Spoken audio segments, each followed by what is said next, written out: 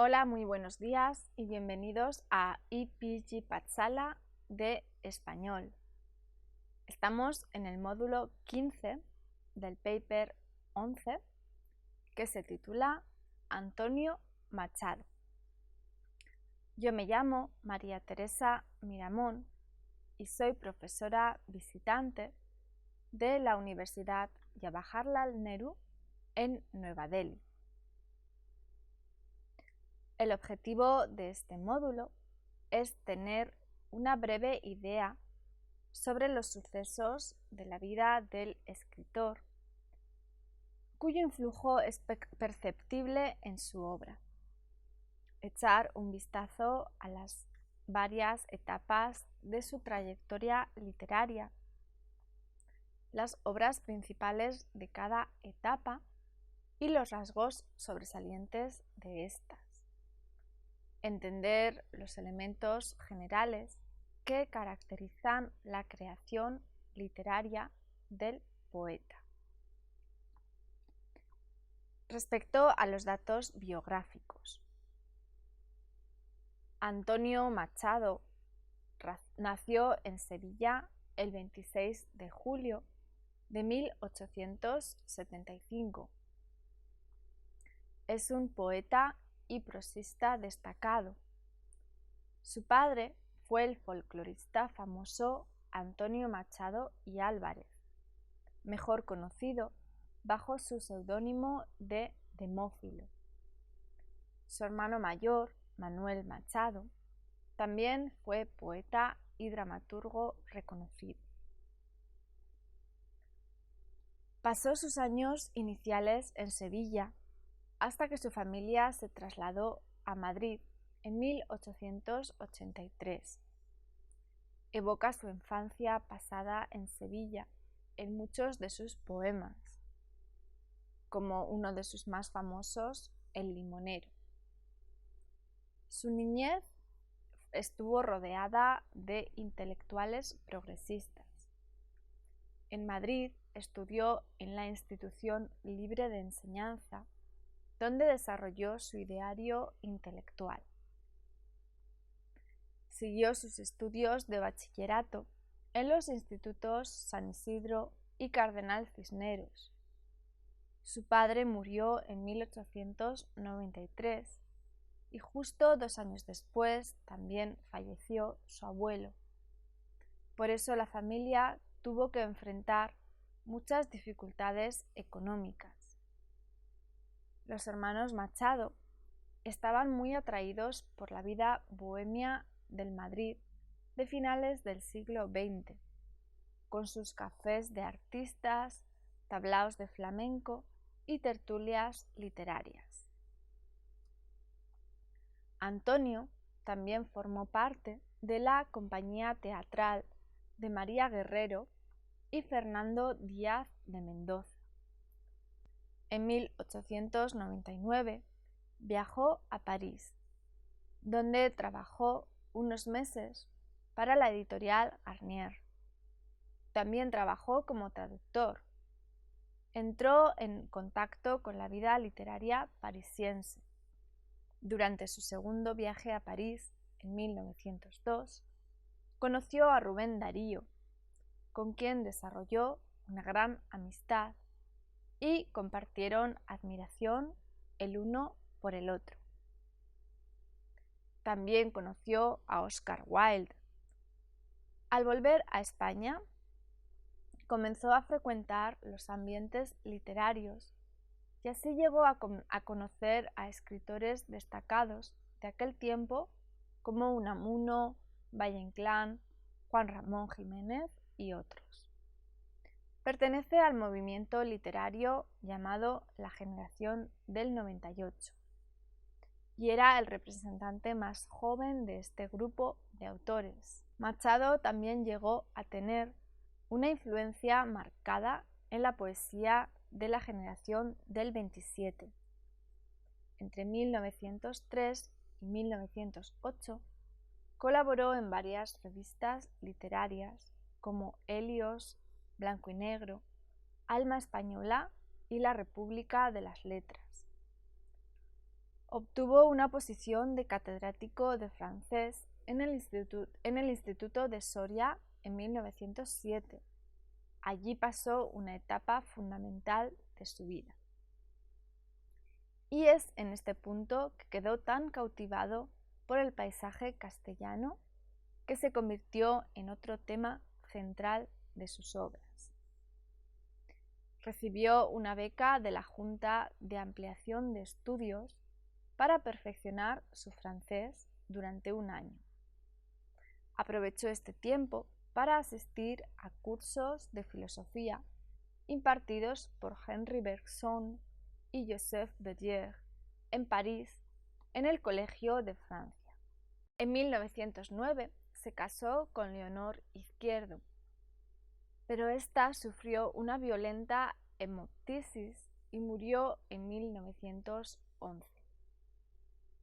Este acontecimiento desesperador tuvo un impacto muy profundo sobre la vida de Antonio. Este dolor inaguantable llena mucha de su poesía posterior. Tras la muerte de su mujer, se trasladó a Baeza. Allí escribió una serie de poemas en memoria de su amada Leonor y las tierras de Soria. Enseñó la gramática francesa en el Instituto de Bachillerato de la antigua Universidad Baezana. Entre 1915 y 1918 estudió la carrera de Filosofía y Letras. Se trasladó a Segovia en 1919, en un periodo marcado por una intensa actividad de cultura popular. Allí su vida volvió a ser menos retirada y de nuevo participó en las actividades ciudadanas, junto con otros de sus amigos viejos y otros profesores del instituto. Antonio participó en la fundación de la Universidad Popular de Segovia. El objetivo de esta universidad era la instrucción gratuita del pueblo segoviano. En 1927 fue elegido como miembro de la Real Academia Española, pero no tomó posesión de su sillón. En 1928 conoció a su segundo gran amor, la poetisa Pilar Valderrama, la Guiomar, de sus últimos poemas amorosos. Estas relaciones se mantuvieron en secreto, dado que ella ya estaba casada. En 1931 obtuvo la cátedra en el Instituto Calderón y luego en el Instituto Cervantes. En 1936 estalló la Guerra Civil Española y Antonio tuvo que trasladarse primero al pueblo valenciano de Rocafort, donde participó en las publicaciones republicanas e hizo campañas literarias. Luego se trasladó a Barcelona y finalmente, cruzando los Pirineos con su madre, se refugió en el pueblecito fronterizo Collioure de Francia con su madre en 1939. Allí, al poco tiempo de su llegada, murió el poeta el 22 de febrero de 1939 y justo 3 días después murió su madre. Vamos a hablar sobre su estilo. Su poesía se define por un lirismo íntimo y profundo. En sus composiciones se puede encontrar una sencillez y sobriedad. Cuenta con un estilo discreto y silencioso. En su obra son visibles las palabras del lenguaje coloquial, que no siguen el estilo de los dialectos líricos. Hay poemas que gozan de un tono conversacional. Inscribe en su prosa elementos del habla cotidiana. Su obra se define por la concisión. Las expresiones son fluidas y ágiles. No impone incisos artificiosos en su obra. Utiliza frases breves, a veces casi telegráficas. Junto con la concisión, el otro elemento sobresaliente de sus versos es la naturalidad. Los versos cuentan con una intensidad y hondura. La inclinación del poeta hacia la concisión resulta en añadir sobreentendidos y sugestión a sus versos. Los símbolos son un rasgo destacable. Vienen ligados a un poder sugeridor. Estos símbolos ocupan un lugar central en sus libros Soledades y Nuevas canciones. Son más comunes los símbolos emotivos en el primero y los símbolos conceptuales en el segundo.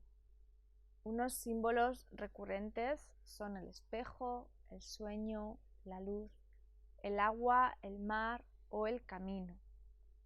La presencia de estos símbolos resulta en la posibilidad de una doble lectura de los versos, una directa, lógica y racional, y la otra figurada, subjetiva y racional, y más honda.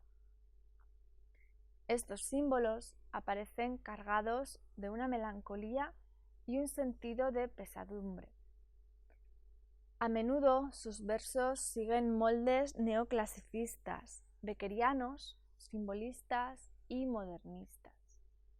El poeta reelaboró estos modelos más corrientes y su obra se caracteriza por la combinación de los elementos métricos de cada composición con libertad, aunque tiende al uso del octosílabo y el endecasílabo, y también algún alejandrino. Se ve una flexible unidad rítmica.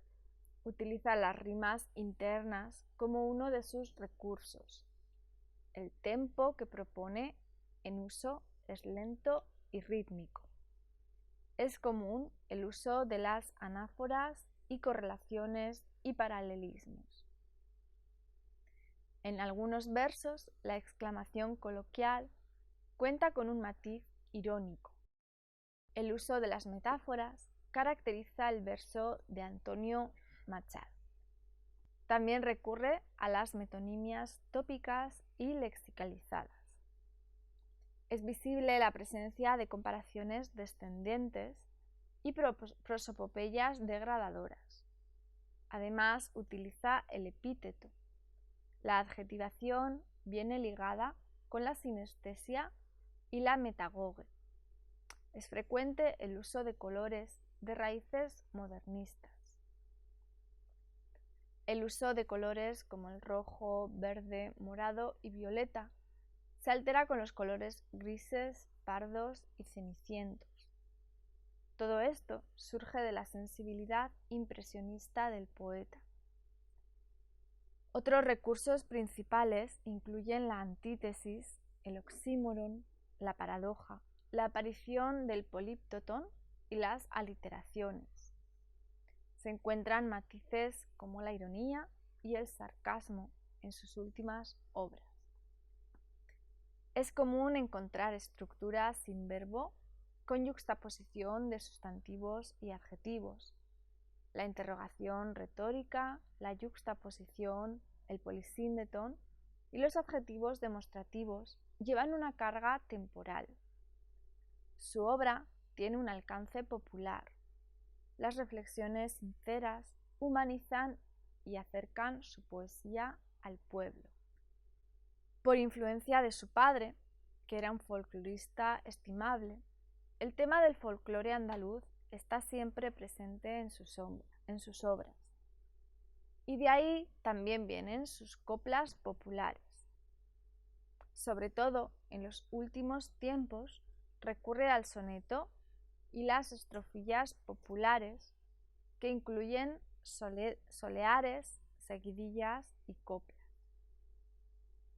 Pone en uso expresiones y giros populares. Sus obras están llenas de una humanidad entrañable y cálida. La oscuridad no es un elemento que define su obra, a pesar de la dificultad en entender. Con sus palabras intenta captar la esencia de las cosas, así como su fluir temporal.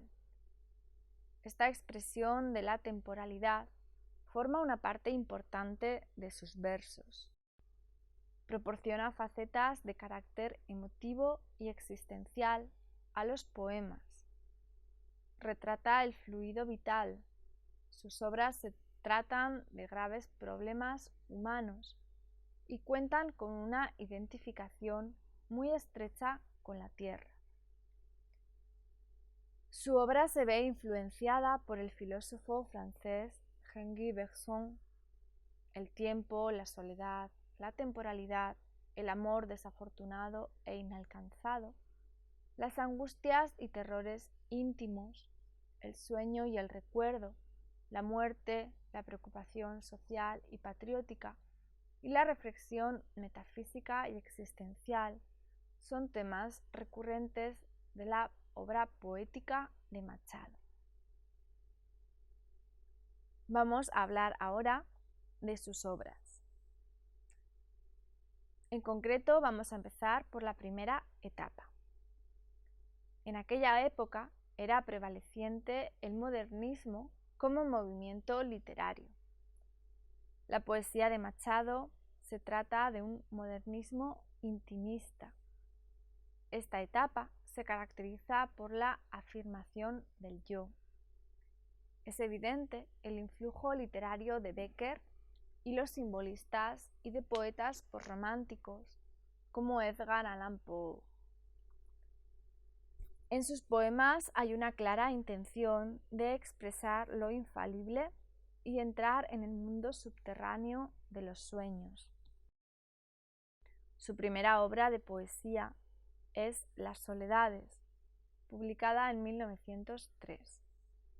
En 1907 publicó esta obra con correcciones y muchas adiciones bajo el título Soledades, Galerías y otros poemas. Algunos de los poemas rechazados por Machado en esta nueva edición tenían gran influencia del modernismo de Rubén Darío. Ahora los rasgos modernistas están más diseminados y asimilados a la emotividad del poeta. Se destaca el tono intimista y son más profundos la expresión de emociones auténticas. Utiliza un simbolismo sobrio.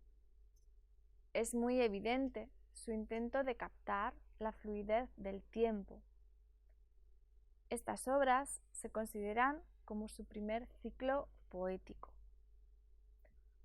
Algunos de los rasgos que caracterizan esta etapa son modernismo de tipo intimista, una mirada hacia adentro, los recuerdos en el alma del poeta, el paso del tiempo, el efecto de caducidad con el paso del tiempo, la estética de la temporalidad, el recuerdo de un pasado remoto y la ilusión de los sueños.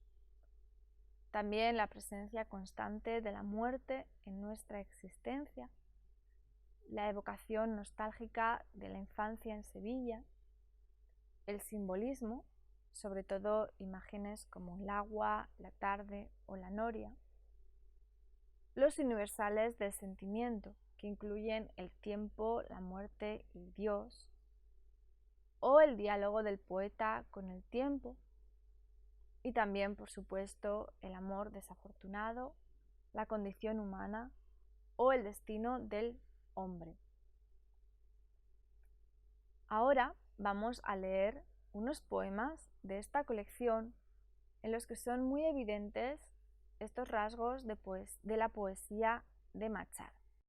El primer poema se llama Recuerdo infantil.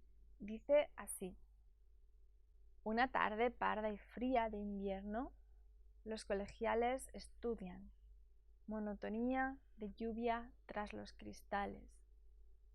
Es la clase. En un cartel se representa a Caín, fugitivo y muerto Abel, junto a una mancha carmín. Con timbre sonoro y hueco, truena el maestro, un anciano mal vestido, enjuto y seco, que lleva un libro en la mano y todo un coro infantil va cantando la lección. 1000 veces 100, 100.000, 1000 veces 1000, 1.000.000. Una tarde parda y fría de invierno, los colegiales estudian, monotonía de la lluvia en los cristales. Vamos a leer otro poema que se llama Yo voy soñando caminos, que dice así. Yo voy soñando caminos de la tarde, las colinas doradas, los verdes pinos, las polvorientas encinas. ¿A dónde el camino irá? Yo voy cantando, viajero, a lo largo del sendero. La tarde cayendo está. En el corazón tenía la espina de una pasión. Logré arrancármela un día, ya no siento el corazón. Y todo el campo un momento se queda mudo y sombrío, meditando. Suena el viento en los álamos del río. La tarde más se oscurece y el camino que serpea y débilmente blanquea se enturbia y desaparece. Mi cantar vuelve a plañir, aguda espina dorada, quien te pudiera sentir en el corazón clavada. Soledades cuenta con el uso de elementos parnasianos que luego desaparecerán en su obra. Los temas principales son las emociones íntimas, el dolor de los recuerdos, la melancolía y la exploración de los caminos interiores. La poesía cuenta con cierta ambigüedad, abunda el uso de símbolos y el poeta explora la relación entre el paisaje y el alma. Los paisajes reales alternan con los que existen en los sueños. Prevalece la angustia y el deseo permanentemente insatisfecho y la faceta de ensimismamiento. Los temas centrales de esta colección son los recuerdos, el amor frustrado y el sueño. La evocación del pasado forma una parte integral del poemario. Reitera una y otra vez recuerdos de la infancia, caracterizada por la ensimismación y la ensoñación. Se refiere a su infancia como un paraíso perdido. Se plantea el limonero y el naranjo como símbolos de su infancia, un mundo colorido que solo la memoria puede recrear. Los poemas tienden a la melancolía y a la nostalgia. Y también en los poemas de amor, la tarde simboliza la imposibilidad del amor. El tema del amor está ligado a la desolación y la angustia. La ausencia o fracaso del amor forman el eje central. El amor amargo se ve relacionado con la muerte. Sus poemas también entran en el mundo interior de la subconsciencia y los sueños. El sueño se funde con el recuerdo y el espejo simboliza este mundo borroso y mágico del sueño, con paisajes oníricos. Vamos a hablar ahora de la segunda etapa.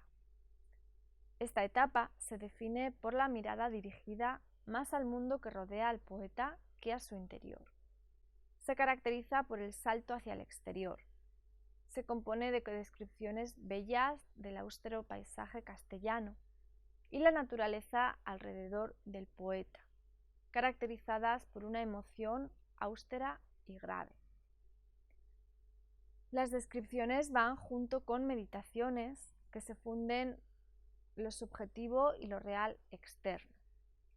Su libro Campos de Castilla, de 1912, fue aumentando poco a poco y en la edición de 1917 es representante de la actitud 98ista del poeta.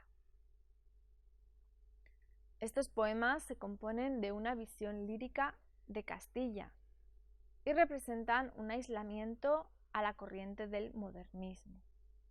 Como es típico de la generación del 98, transmite una crítica de España desde una perspectiva regeneracionista. El paisaje y las reflexiones sobre la vida nacional forman el eje de sus versos. Abundan las descripciones de Castilla, sus tierras y sus gentes. Al representar el paisaje austero, transmite las ideas de soledad, fugacidad y muerte. Vamos a leer el poema Por tierras de España, en el que sobresalen estos rasgos.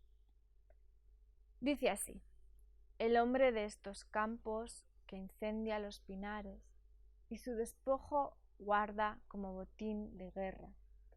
Antaño hubo raído los negros encinares, talado los robustos robledos de la tierra. Hoy ve a sus pobres hijos huyendo de sus lares. La tempestad llevarse los limos de la tierra por los sagrados ríos hacia los anchos mares, y en páramos malditos trabaja, sufre y yerra. Es hijo de una estirpe de rudos caminantes, pastores que conducen sus hordas de merinos a Extremadura fértil, rebaños transhumantes, que mancha el polvo y dora el sol de los caminos. Pequeño, ágil, sufrido, los ojos de hombre astuto, hundidos, recelosos, movibles y trazadas cual arco de ballesta en el semblante enjuto, de pómulos salientes, las cejas muy pobladas. Abunda el hombre malo del campo y de la aldea, capaz de insanos vicios y crímenes bestiales, que bajo el pardo sayo esconde un alma fea, esclava de los 7 pecados capitales.